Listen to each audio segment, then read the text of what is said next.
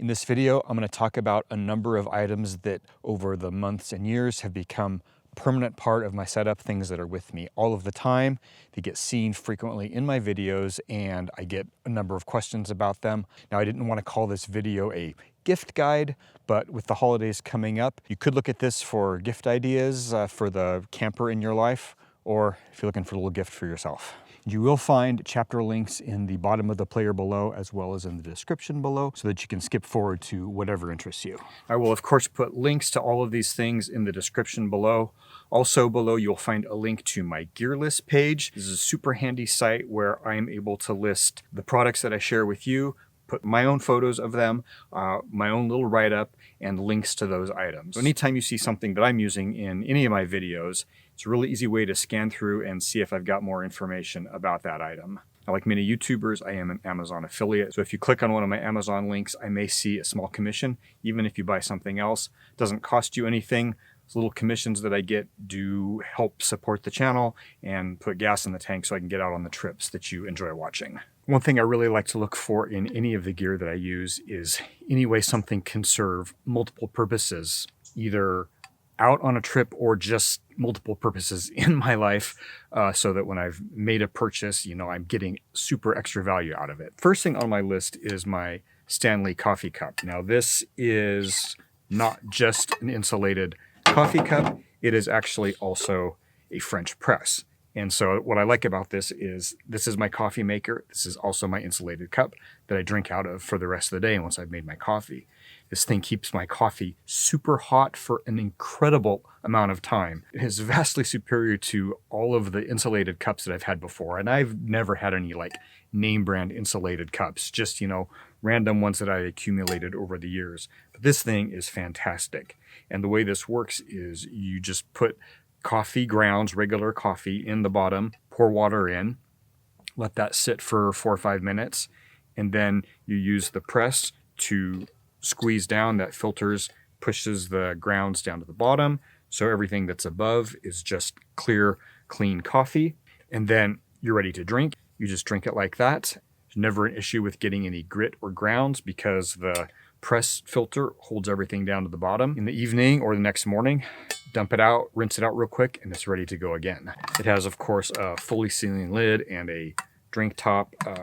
Just works fantastically. This sort of traditional mottled green Stanley texture is a little bit of a throwback for me. When I was a kid, my dad used to head off to work every morning carrying his green thermos. It had a very similar look to this, so this sort of brings back those old memories. I have been 100% satisfied with this purchase. Sort of staying in the kitchen category is my carbon steel skillet. I get a lot of questions about this. This is a DeWalt carbon steel pan. There are a number of companies that make these. They're all very similar. I don't think you could go wrong with any of them. DeWalt and many of the others are made in France. These are actually not expensive at all. This is a very traditional pan. You see these in professional kitchens in France and in the United States. What I like about carbon steel pans is that they function very similarly to a cast iron pan. It can withstand very high heat. You can make it super, super hot to really sear like a steak. It can even go right in the campfire, but it is much lighter than a cast iron pan. It has a smoother finish, so if you season it well and maintain the seasoning well, it's remarkably non-stick without any sort of toxic coatings on there at all. Because it's not as thick as cast iron, it doesn't hold on to heat quite as long, but to me, that's a good thing. Ultimately, it's more responsive to changes in heat when you need to bring the heat up quickly or when you need to bring the heat down. That's harder to do with a cast iron pan. Now, I love cast iron. I have a couple of cast iron skillets at home that I use very, very regularly. For camping, I really prefer the lighter weight of my carbon steel. And when you see me cooking at camp, you often see me dive into my Iceco fridge for my ingredients, and that's going to be item number 3 here. I have the Iceco APL 35, although Iceco has a whole line of fridges in various sizes and formats that may make more sense for you. The APL 35 is a dual zone with a large refrigerator compartment and a smaller freezer compartment. However, you can independently set either of those compartments to any temperature. So oftentimes I run both compartments at refrigerator temperatures, and that smaller compartment is perfect for storing a bunch of beverages. On the flip side, on a number of occasions, I've set the entire unit to freezer temperatures, such as when I head down to Gold Beach to join my dad for some salmon fishing and end up with a load of salmon that I freeze right away and place down there. I need to bring home, keep it frozen. I can get all of my frozen salmon packed in here, keep it fully frozen till I get it home. Having the fridge built into my truck is also handy around town because when I go to the grocery store, if I buy some cold foods like raw meats or frozen products, it's awesome to be able to put my groceries directly into the fridge and be able to continue on with any errands or any other stops along the way without worrying about anything getting too warm in the truck. Now, do you need a fridge to go camping? Absolutely not. Is it awesome to not have to deal with ice, to have constant, reliable refrigeration for all your food without it getting wet? It's fantastic. I put in my time camping with the cooler and with ice for decades. Now that I've experienced having a fridge, I would never go back. If you've been thinking about getting an Iceco fridge, now is a great time. They are running some holiday specials right now. Here are the details. Happening now through November 24th, you can save 20% off select fridge models. This current sale does not include the APL35 that I have.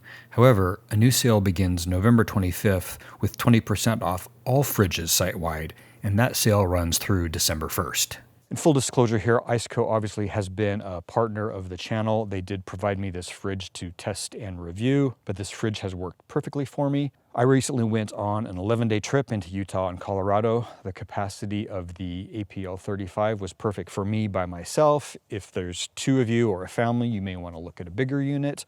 If you don't necessarily do those big trips, Iceco has smaller units as well. In the description below, you will find a link to Iceco, and I will also put a link to my original review video of the Iceco APL35. Riding right here in front of my fridge is my front runner chair. That's going to be item number 4 here. Look how handy and compact that is. It just slips in anywhere. You've got a tiny little space. Regular viewers of my channel know that I appreciate products that set up and break down quickly. The front runner chair definitely fits the bill. So fast and easy, and it's remarkably comfortable. It does have cup holders, and when it's time to put away, also very quick and easy.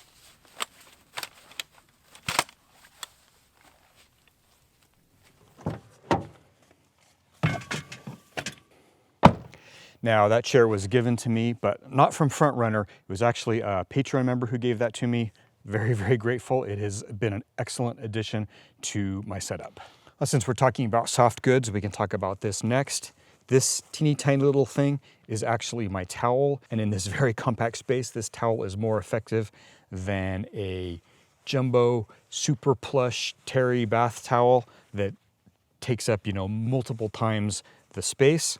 This is some sort of microfiber. I just call it magic because it takes water off of you so much faster than a normal towel, which is already beneficial. But then this thing dries out super, super quickly, really 10, 15 minutes, depending on the weather. What would typically happen to me with the terry cloth towel that I used to carry is that, if I had to use it one time at some point in a trip, that was it. It was wet for the rest of the trip. I could never get it to fully dry at any point. On a warm summer day, I hang this out. It is dry in 10 minutes. When I use it in winter, I can toss it in the truck with me when I start driving, with the heat on, and it also dries out very, very quickly. Look at how small that is. I can use this after a shower. Completely dries me out, and it's got more capacity beyond that.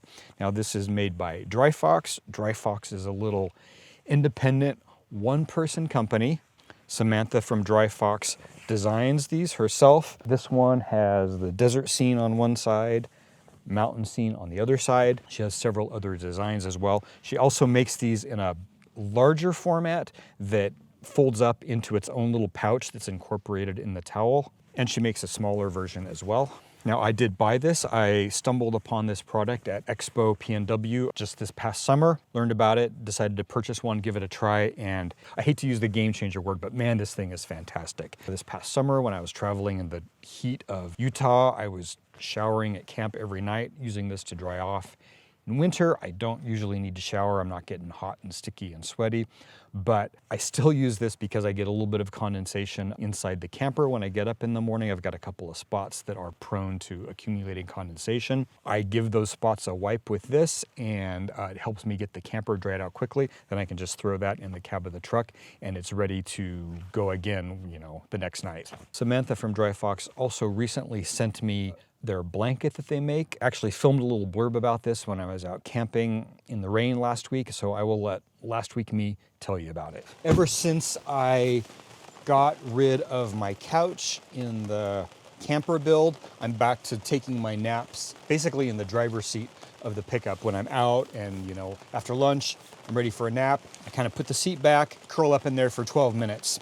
Now I've been trying to use my jacket, you know, as a way to like have sort of a pillow, but I've got this now.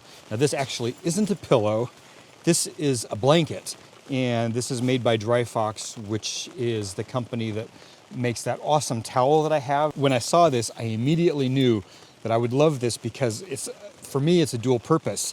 It's perfect as a pillow. I can carry it in the truck. It tucks right into the little corner when I'm ready to take my nap, but then this thing comes out of here and turns into a warm, cozy, like quilted blanket. The stuff sack is basically built in. It's attached to the blanket, so you're not gonna lose it. You're not gonna set it aside. And out of that pillow, I mean, I don't think it was designed as a pillow, but for me, that's what I liked it for. And of course, it's got, you know, Samantha's unique designs. So this is a nice warm blanket. It's got snaps so that you can actually put it around yourself and snap it up and be nice and cozy. For me, honestly, I think its main purpose is going to serve as a pillow, but then it's also nice that it's a backup blanket. If I need an extra layer, it happens sometimes when it's really, really cold. I put an extra layer on top of my sleeping bag. I'm really happy to have that DryFox blanket right in the cab of the truck, serve as a pillow and as an extra blanket or an extra cozy layer around the campfire if needed. But also in the blanket category is my 12-volt electric blanket, which has to be one of my very, very favorite pieces of gear I've ever added to my setup. Now it stays tucked inside my sleeping bag here in the bed, but I'll go ahead and take it out and show you. Now you can find many versions of these on Amazon. This is actually the most basic one I could find, in part because it was less expensive, but also in part because I didn't want any electronics. A lot of them come with thermostats and timers, and I just didn't want to worry about cheap electronic components failing when I'm out on a trip. So mine is simply a cord with a 12-volt plug. When it's plugged into power, it's on. When it's unplugged, it's off. Now I've got an outlet set up here with a switch so that I can leave this basically plugged in and I can just flip the switch on or off when I need it. So I turn this on a little bit before going to bed. It warms up my sleeping bag. Usually after a couple of hours, even in the coldest of winter, I'm a little too warm. I reach up and shut it off. Most nights, that's all I need, a couple of hours at the start of the night, and then I sleep fine for the rest of the night. Sometimes when it's really, really cold, I might wake up at 3, 4 in the morning, a little bit chilled. So awesome to reach up, to flip that switch back on, and get this active heat just warming up the inside of my sleeping bag. It makes sleeping in the winter just so relaxed. You're not like tensed up and chilled at all. You get such a good night's sleep. And it's way, way more efficient in terms of power and fuel to run an electric blanket and not heat your entire space all night long. Now, I do use a diesel heater and I love that too, but I don't run it all night because the electric blanket does such a good job of keeping me warm and cozy. The specific blanket that I bought on Amazon comes and goes in availability, so when you check the links below, it may be this one, it may be something else. But you can just shop around and find something that makes sense for you. Now this is a nice affordable item that makes a huge improvement in the camping experience. So this could be a great gift for anyone who enjoys camping in the colder months or for you. Also in the category of staying warm in winter is another item that rides right here between the fridge and my driver's seat. And that is my Snow Peak portable fire pit. This is another item that sets up wonderfully fast, breaks down wonderfully fast. Pull it out of the bag.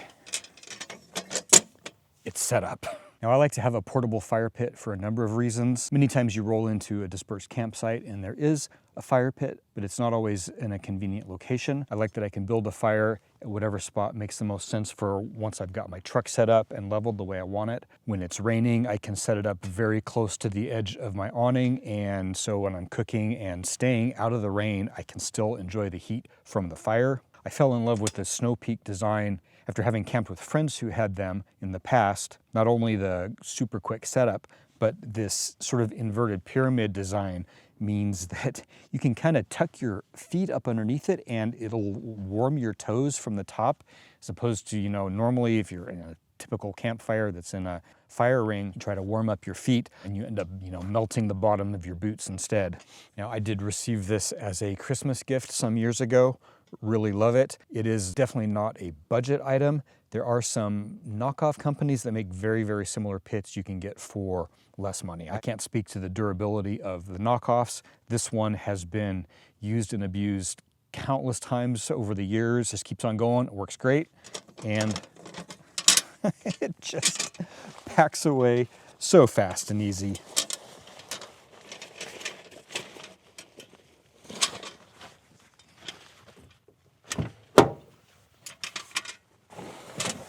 And if you're out building campfires, you're probably going to need an axe of some sort to do some chopping and splitting. I used to have an old axe that I carried and it was getting loose. It was not super effective for splitting. And so I ended up getting this. This is a Fiskars Axe. And this is the shorter version. I don't remember, it's 20 some inches as opposed to the 30 some inches version. It's a nice size. It splits wood very effectively, but you can choke up on it really easily and sort of use it as a hatchet as well. So I don't carry a separate hatchet, I just carry this. I did buy this. It's a pretty affordable tool that serves a lot of purposes. I will admit I was influenced by another YouTuber. Many of you know my buddy Jason, Primal Outdoors. We spar a lot and make fun of each other, but ultimately I truly respect what he does and what he's learned over the years. He uses a Fiskars splitting axe, and that was why I bought one as well. And he's not wrong. This thing is great. My previous axe was more of a cutting axe, I guess, and it did not split wood as well. This has a different sort of wedge shape. It makes splitting wood a pleasure. And I think any camper would be happy to have one of these in their kit. Now, if we're talking about cutting wood, we have to talk about the chainsaw as well. This is an indispensable tool if you live in the Pacific Northwest. I originally received this as a gift from my dad after he saw a video where I was stopped by fallen trees and trying to cut through them with my old axe. This has been traveling with me ever since. I have the DeWalt 20-volt 12-inch saw, and I was skeptical of electric chainsaws at first, but this thing has proven itself over and over. It runs a remarkable amount of time on a single charge on the battery. It cuts through anything I throw at it, and I've cut through trees that are technically too big for this saw, but I go at it from a couple of different angles and I can get through it. So this gets used for clearing trees that have fallen on a trail I'm driving. This gets used for cutting up firewood for camp. I also use this at home a lot just for maintenance and cutting on the trees and stuff around my house. This is not an inexpensive item as a gift, but it is super, super useful. And ultimately for the utility that this provides, it's a remarkable value. It's just fantastic. A nice thing about an electric chainsaw is that you don't have to worry about a finicky 2-cycle engine. You don't have to carry yet another type of fuel with you. I keep a battery charger in the truck, so if I were to get in a situation where I had to cut and cut and cut, say I was trapped by a fallen tree, if I were to get through the battery, I could plug it in, recharge it off of my power station, and go at the tree some more. Absolutely love this chainsaw. I don't leave home without it. Now, moving back into the realm of affordable gifts, this is my Thermacell. It is a bug repellent. Obviously, this time of year, I don't need to use it, but in summer, it has been fantastic. This is not a terribly expensive item. I have the old butane-powered versions. It runs on these little canisters of fuel that you plug in there, and then you have to use the little built-in igniter to get it to start.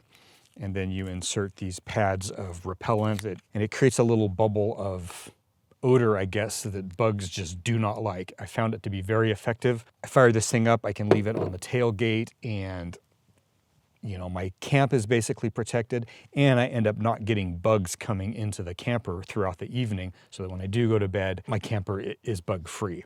Now, these days they make a USB rechargeable version, and I would certainly recommend going that route over this old style. Sometimes I've found the starter on this thing to be a little finicky. It'd be much more practical to just be able to recharge whenever you need to and not worry about running out of fuel. But whichever way you go, really nice to have if you're ever out camping any place that gets a little buggy.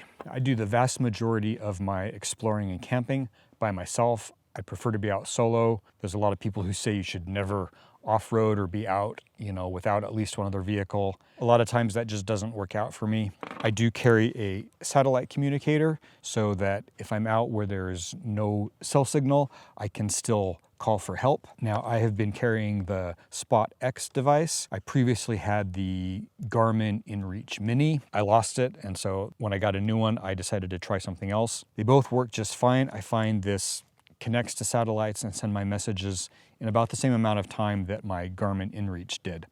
What I like about the Spot X is that it has this built-in keyboard. Trying to compose a message on the InReach Mini was very, very difficult. You can Bluetooth pair the Garmin InReach Mini with your phone so that you can write a message on your phone keypad. My fear was that I could easily end up in an emergency in a situation where my phone is broken or dead, and I'm stuck trying to navigate this incomprehensible system of putting together words on the InReach Mini. Having a built-in keyboard and this much larger display, I feel much better about this device. At the time, the Spot X was also significantly less expensive than the Garmin InReach Mini. Do you need a satellite communicator?